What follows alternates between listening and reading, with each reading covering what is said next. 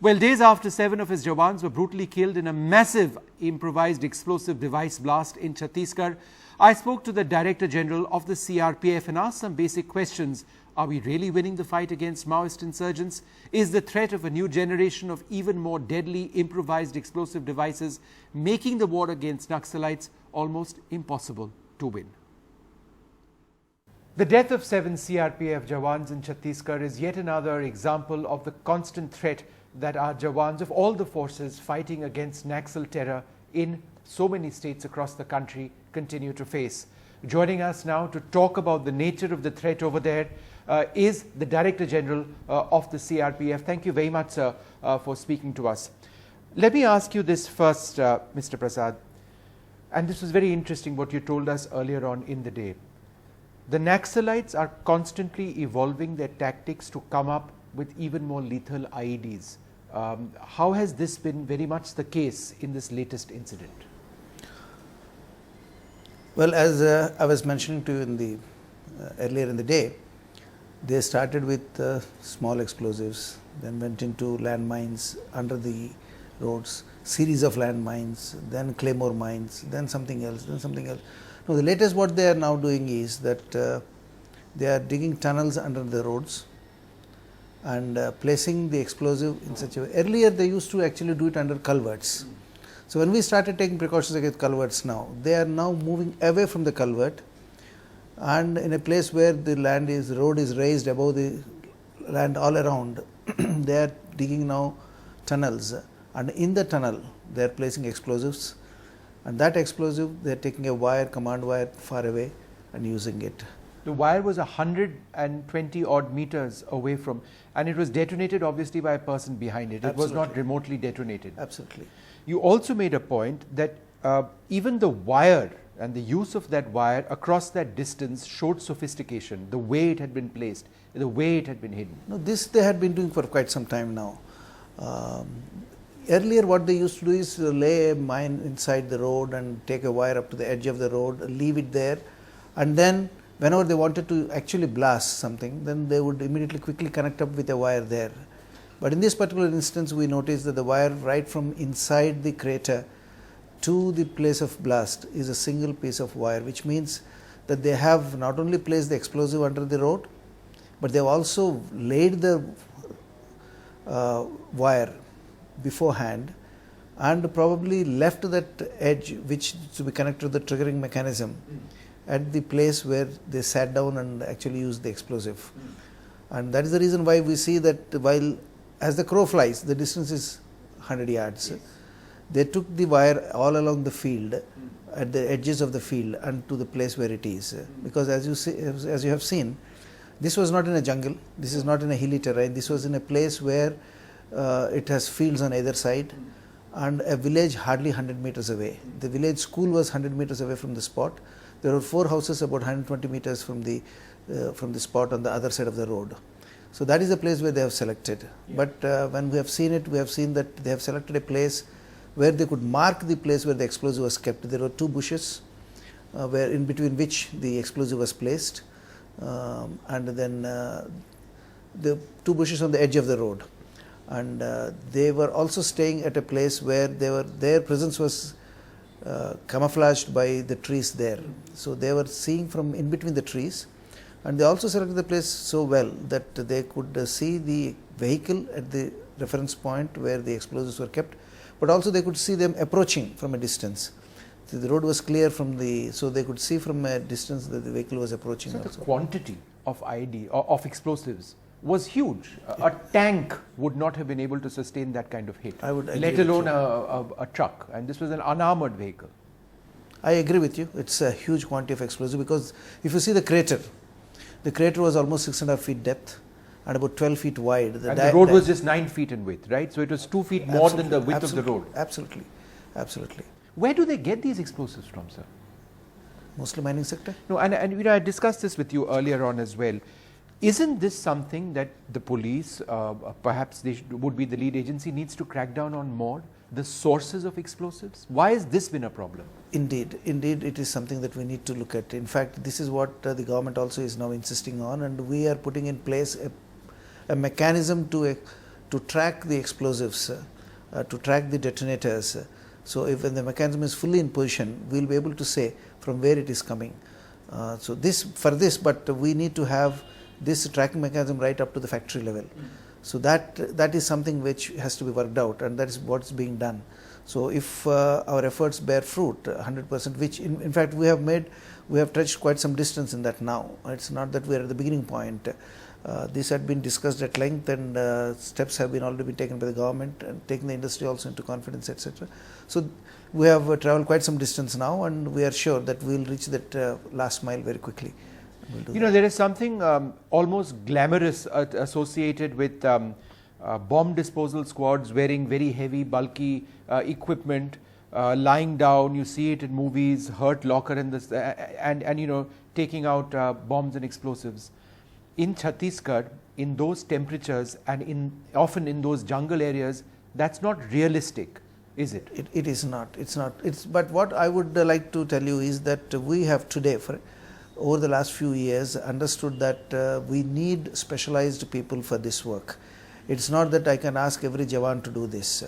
So we have our now training center where we have developed all this ability and talent, and we train our boys there. We have so far raised about 43 bomb disposal squads, and these boys are good in their work.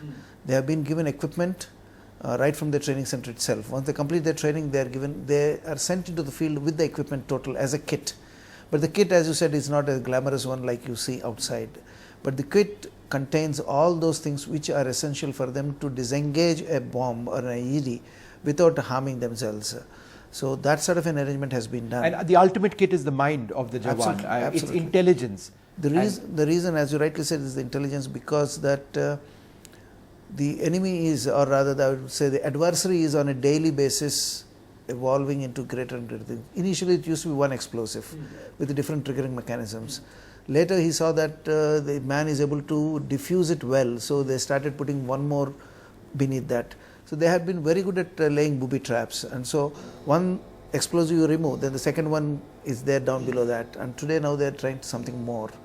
And that's where we are seeing newer and newer trends in what they are doing, and we are coming up with our solution for each one of them now. So let's look at the larger picture and these are government numbers. Between 2005 and 2016, in Chhattisgarh, 877 security forces were killed, not just CRPF, police, Absolutely. Other forces. 791 terrorists were killed. We are losing more of our men and women in the security forces to terrorists, and I use the word terrorists against Naxals. Are we really winning this battle? Let's be honest about it. If you look at the figures itself, I mean, now that you are speaking of the figures, let's look at the figures of 2014 and 2015. In 2015, our loss in Naxal field was only 5, whereas their loss was more than 45 or 50. I think it's around 50. Our kill ratio had been almost 1:10 last year. Even this year. And you're talking about the CRPF? I'm speaking of the CRPF. And this year... I say that because I have the overall numbers, which are not that flattering. It's 55 soldiers, Jawans of the police, CRPF, other forces, and who died, and 33 terrorists died. Yeah. So we've still in 2014 lost more. I would actually put a small rider to this whole thing. When we say 35 killed, these are 35 bodies recovered. Of terrorists, many more could have died. Yes, I'm saying this because from their own records, we have seen that they give the number of people who have been killed in the field, and those numbers are far in excess of the numbers that we are presenting, because these are the bodies recovered by us, and there's maybe a few more which we could not recover and which have been taken away. That's number one. Number two, as I said last year, even this year, for example, but for this loss of 7 that will happen. It's been the best year in the last 6 years, I would say. Yeah, that had been a very good year, and we would like to repeat it this year, and we are confident that it will happen this year also. But for this loss of this 7 which happened here, this year so far we have killed 18 people, Naxals, whereas our loss had been only 4. And that too again, 3 in an operation which had been in such an interior area where we have not ventured in the past, and where we don't have our own bases, but we went to an area where we don't have bases, but which is considered the fortress, or rather the capital of the Maoists in the 1st Battalion. And there, from the information that is coming from different sources but not confirmed, definitely not confirmed, is that they have also suffered a huge setback. Right. But so, I mean, we are even today having a much better grip, and the Chhattisgarh police also, I would say to their credit, that they have done very well in the first 2-3 months. Sure. So if this trend continues, the pressure on them will mount enormously. Sir, there is a concern that villagers are often being caught in the crossfire between security forces and Maoists. There was this Narayanpur incident. 16 bodies were actually found over there, and in many of these cases, the Maoists actually went and killed innocent villagers. In the past, and correct me if I am wrong, they used to have Jana Adalats, their courts. This was not the case. Here they sprayed bullets and mercilessly killed, because they say, okay, this villager is a police sympathizer. Basically, even Jana Adalat is a kangaroo court. You want to hang but that somebody, doesn't even happen, right? Yeah, in the sense that you want to kill him, then call it mad and shoot it. Call a dog mad and shoot it. The same thing, that's what they were doing, calling it an informant and kill them. Informant, the moment they suspect that he could have been responsible for something of their information leaking out, or feel where they have lost enormously, they want to tell the world, no, we have not lost anybody, it is somebody cheated us and therefore we lost somebody, and therefore brand somebody as an informant and kill him. Today they have become so impatient that because the pressure on them is so much, that they become so impatient that they want to spread terror rather than anything else. After all, what's their philosophy? Kill one and terrorize a million.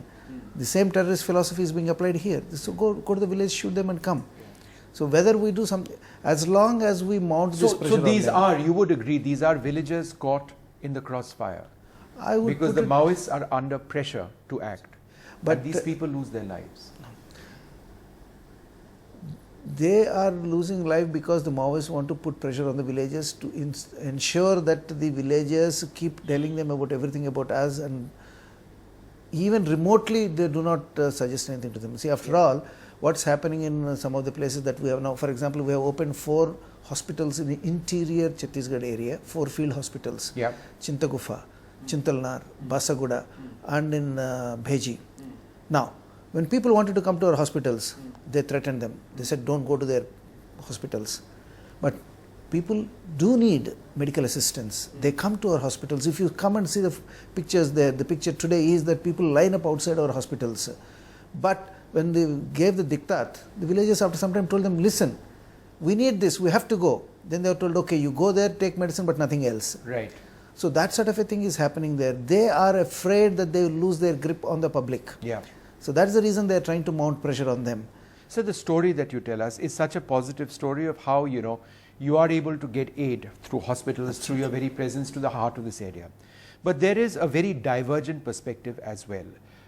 The perspective of how security forces in Chhattisgarh will brook no opposition, no dissent among journalists, for example.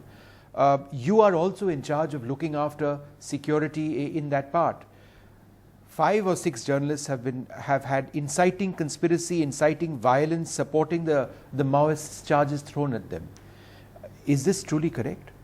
I'm not sure, because you see, basically I'm not looking at that part of it. My job there is to assist the local police in their operations in their area. In fact, we have taken. So you're hedging the question. No, I'm not hedging the question. I ask you this as a very senior IPS officer, as a Director General. I'm not hedging the question. I'm trying to tell you. Do journalists represent a threat over there? I mean, to inciting conspiracy, inciting violence? Let me tell you this way. Unless I know what exactly is the charges laid against them and what is the evidence that has been produced against them, I will not be able to comment anything on that. It will be unfair on my part to say something either this way or that way. If I say that no, they are terrorists or they are inciting, then it's unfair to me without knowing what exactly is said against them. And if I say that the police have been unfair to them and they are spreading terror, then again it's unfair that without knowing anything about it, without having gone through the documents, without even seeing the evidence against them, I just can't make a comment on that. So what about the Somatic Ekta Manch? This is apparently a group over there that has police patronage, and apparently these are groups who target those who are trying to assist, for example, Adivasis and others in the area. What would you say about this particular group? No, if somebody is assisting the villagers, after all we are doing the same thing. Yes. If somebody else is doing it, we'll say it's welcome. it's welcome. No, the allegation, sir, is that the Samajic Ekta Manch gets the support of the allegations. I repeat that word. I know. Gets the assistance of the police to target those who oppose the police. Well, if it's something which is being run by the local police or the Chhattisgarh police as one of their extended arms, I'm not aware of it. So without that knowledge, I cannot be making any observation on that. So again, allegations of atrocities against women, reports of gang rape. This is against all the security forces. There are several FIRs, we are told, which have been filed between October 2015 and January this year. For example, women in the Bijapur district allege that security forces had entered several villages of Basaguda and gang raped dozens of women. Is this a real... I would say that this is, as far as this thing is concerned, is grossly unfair, unjust and wrong. Reason is, this particular thing yesterday actually is being mentioned by one of the MLAs saying that CRP people have gone and raped and looted and assaulted people. These incidents, they say, have happened from between 20th and 24th or so of that month. October 2015, yes, sir. Whereas we were not there at that place. Yes, we did visit those parts on 18th and 19th and we went away. Whether somebody else came after that or not, I am not aware. But what I have noticed also in the past, even in Andhra Pradesh, that when they are totally on the back foot, they want us to go on the back foot. They would say, in fact, there was one incident where 2 men were arrested.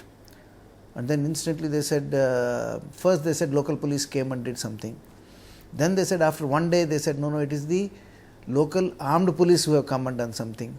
Then after two days, they said, no, it is the greyhounds that have come and done something. So where they want to mount pressure on a particular force to go back and to withdraw into their shell and not leave their camps, they mount pressure more and more. So this is one instance, a Maoist tactic. Absolutely. To accuse forces, including the CRPF, of gang rape. Absolutely. We have absolutely nothing to do with that. We are not even present in that area at that time, which is on record. We went to the local police and told them, go ahead, register case, inquire, investigate, we are there with you. They have done it, they are inquiring into it. So there is no such thing which happened from our side. Because every movement of ours is recorded 100%. And every movement of ours is with senior police officers going with them. It's not that some few constables are going away and coming back. No, we have a senior officer going with every team. So that's the way we function. So there's absolutely no truth in that allegation as far as the CRP is concerned. Sure. That I can say with my head held high and with total confidence that absolutely false. One final question, sir. The condition of your Jawans fighting, they fight in very difficult areas. The weather is extreme, the terrain is extreme. Maintaining morale must be a very key part of your job and your personal responsibility. What are you doing to improve the conditions of men fighting? It's a war, sir. I mean, I think it's you rightly put it. It's a war where it's in a normal war. You have a line, and you say the man on the other side is the enemy, and this side it is our man. But here it's a war where you are in the midst of your own people. So you can't define that this is your enemy, this is not. Even if an Naxalite is there, if he drops the weapon and from his uniform, if he takes away the olive green shirt and then just goes about in his banyan, there's nothing I can do about him because I can't make him out from other person. This is a war where when I move out of my camp, every foot there can be a bomb, there can be an IED, there can be an explosive. This is a war, that sort of a war. And now as far as the morale is concerned, I can tell you yesterday after the incident, within 24 hours, not even 24 hours was over by that time. The day before yesterday, the incident occurred at about 3:30 in the afternoon. Yesterday, I was with my boys by about 2 o'clock. After having visited this scene of offense, incident, from there I drove to my boys and I was with them. And I was speaking to all of them. And they were all saddened. They were all very sorry, but they are not out. They are up for the fight. They are up for the fight. And they were saying, कि ये तो उसका बदला लेंगे हम. Their morale is high. The reason is this particular unit, this particular battalion, which came only about 3 months back into that area, has already arrested 6 people against whom there is rewards announced by the government. 18 people against whom warrants were there and which were remaining unexecuted because nobody dared to go to those places to pick them up. And a few others also which under suspicious circumstances moving in places where they were not supposed to be and which were handed over to police to examine whether they were innocents or accidentally they were there or whether they were really planning something. So that, and they also already unearthed a few explosives. So this is a team which has been trained well and brought here, so they know about their strengths. Yes, it's a bad incident that occurred. It's something which puts us slightly on the guard again, but it has their resolve to fight the adversary have not been reduced even minutely. Well, sir, thank you very much for this very upfront interview, answering all the questions over there. It is a very sad day that so many Jawans of the CRPF died, but it's good to know that you believe, as the head of this force, that you are winning this fight, and it's a difficult fight against Naxals. Thank you very much, sir. Thanks very much. Thank you. Thank you.